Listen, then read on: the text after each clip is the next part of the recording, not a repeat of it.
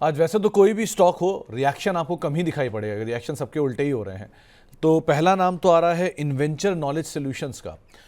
रचित सर, जरा ये स्टॉक देखना, अलग अलग फंड, अलग अलग शेयर होल्डर्स ने कंपनी के करीब करीब 25 लाख शेयर बेचे हैं। 1650 रुपये के दाम पे हिस्सेदारी बिकी है। 1.5% इक्विटी का ये सौदा हुआ है।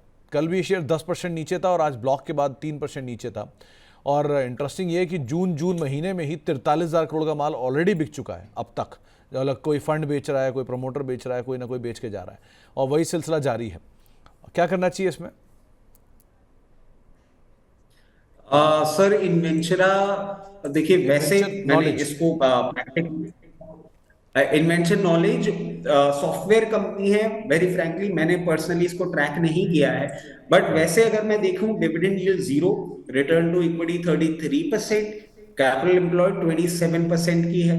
और अभी ये जो मूवमेंट करता हुआ जा रहा है, आप ये देखेंगे सेलिंग प्रेशर जिस तरीके से चल रहा है, आपको ये फर्दर डाउनसाइड दिखाता हुआ भी और दिख सकता है ये स्टॉक। मैं फर्दर टाइम भी से स्टे अवे कॉल दूंगा। और अगर आपके पास है और आप एवरेज भी करने की सोच रहे हैं, तो थोड़ा सा नीचे आने दें। ये अराउंड 15, 20, 14, 80 लेवल्स पे आता है, तो एवरेज करने की सोचेंगे।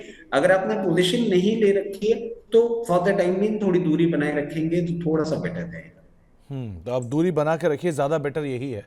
और अभी ब्लॉक डील चली रही हैं, सो ओवरहैंग भी है, तो थोड़ा दूर रहिए, ज़्यादा बेटर रहेगा। ये इन्वेंचर 1 रुपये का शेयर नहीं है, ये 1700 रुपये का शेयर है, तो चेंज कर दीजिए इसको।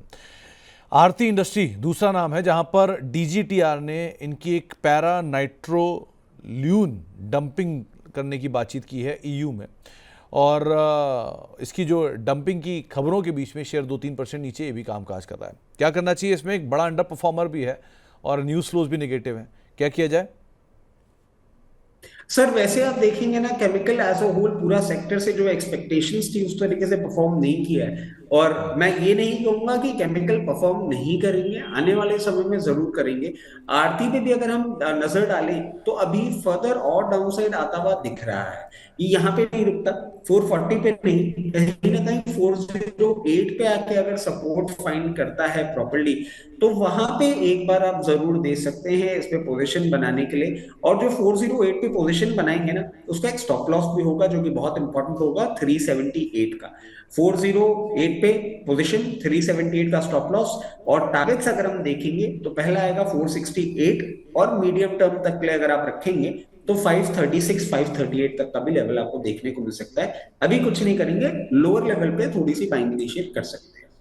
ओके, अभी नहीं, लेकिन हाँ लोअर लेवल पे थोड़ी सी बाइंग इनिशिएट आप ज़रूर यहाँ पर कर सकते हैं।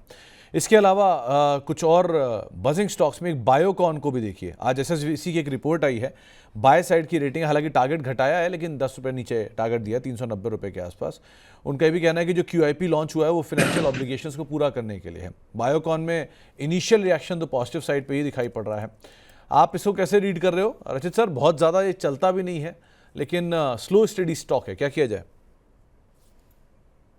देखिए बायोकॉन में अगर आप नजर डालेंगे, इसमें sir I am just it is skipping my mind, week के स्टार्टिंग में भी इसमें कोई न्यूज थी जिसके कारण इसने एक अपसाइड का मूवमेंट दिया था।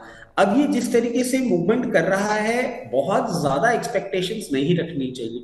जैसा कि अभी आप बोल रहे हैं, बिल्कुल सही है, ये थोड़ा सा स्लो मूव करता है। तो ये जो आपको पर्टिकुलर अपटिक दिख रहा है, ये आपको 360 रुपए तक का ही मूवमेंट करता हुआ दिखाएगा। तो यहां से ज्यादा अपसाइड नहीं है। और सपोर्ट अगर हम फाइंड करने की कोशिश करें, अगर मार्केट के करेक्शन में ये नीचे आता है, तो सपोर्ट इसका थोड़ा सा दूर बनता है, जो कि आपको आता हुआ दिखता है 324 लेवल्स पे। तो अभी फॉर द टाइम भी उसी रेंज में ये स्टॉक चल रहा है, तो अकॉर्डिंगली अपनी पोजीशन मैनेज करें।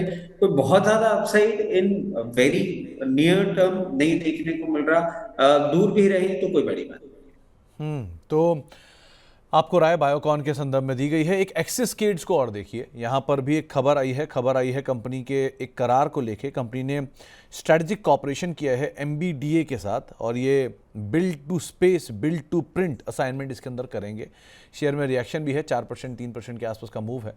कम चर्चा में रहता है ये शेयर आमतौर पर। रचित सर, क्या करना चाहिए?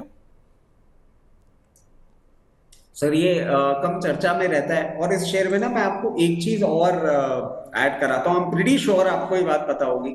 सर मैं बात कर रहा हूँ आपसे करीबन आई डोंट इवन रिमेम्बर 10 साल या 12 साल पहले की, एक्सिस के डबल डिजिट में भाव होता था, और इसमें न्यूज आई थी कि एक इन्वेस्टर है डॉली खन्ना, उन्होंने इन्वेस्ट किया था, और रिटेल में ना भर भर के इसमें पार्टिसिपेशन हुआ था, और ये स्टॉक बिल्कुल नहीं चला था।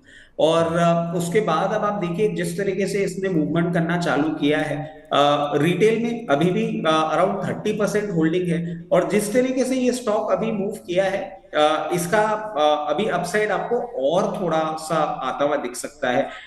दो मैं बहुत ज्यादा कंफर्टेबल तो नहीं हूं, तो इस लेवल पे आपको खरीदने के लिए नहीं बोलूंगा।